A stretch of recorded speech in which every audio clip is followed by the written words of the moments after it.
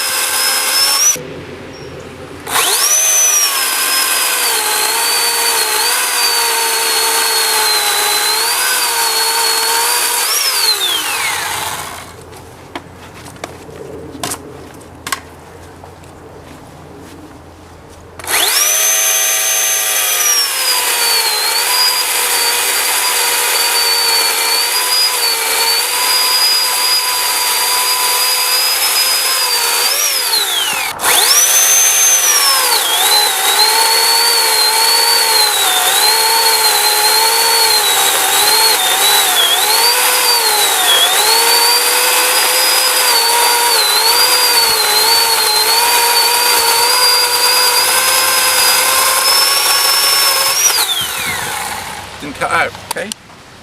So what you do is pull up this lever and run. And it's sharp. The side panel has a quick release tool-free system, so you can take the cover off, clean up the sprocket.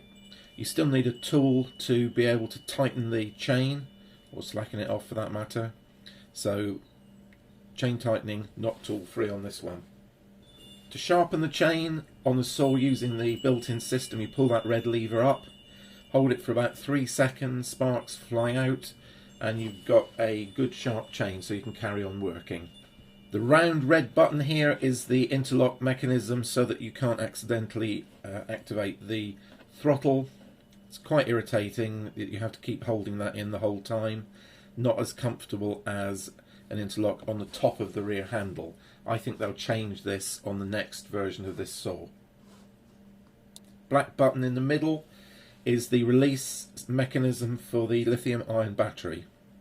Push that up, battery pops out a little bit, you can then pull it out manually and put in a charger. There's a little charge indicator system based on 4 lights. You press the button and an appropriate number of lights come on to show you how much charge in the battery. In this case 3 out of 4, so the battery is 3/4 charged, and it seems pretty accurate and fairly reliable. There's no clutch on this saw, so that's one less thing to wear out, but there is a sprocket, of course. It's a fairly normal sprocket, and in the shot you can see the bluish, pale blue thing just to the left of the sprocket is the sharpening stone that gets pushed onto the chain when it's running. You can see it's covered in sawdust. As soon as you push it onto the chain, obviously it clears up and puts an edge on it. First impressions are that that stone wears out fairly quickly.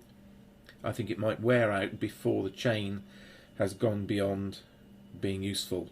So you may end up having to either buy another stone or buy a brand new chain, which comes with a new stone. This is the oil filler cap. It's got a little slot in it so you can ease it off with a screwdriver if you've over tightened it.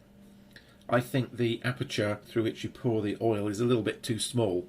If you've got thick gloopy oil, maybe on a cold day, then you need to try and make sure the stream going in is quite thin, otherwise you get a big air pocket inside the tank and the oil goes down the side of the saw instead of into the tank. Not a deal breaker, but just something you need to be careful of, and in a hot, warmer climate than the UK, don't think it would be a problem. Thanks for watching this quick little video of how the saw works. There's a full review on my blog which you can have a look at if you feel like it. The link is below.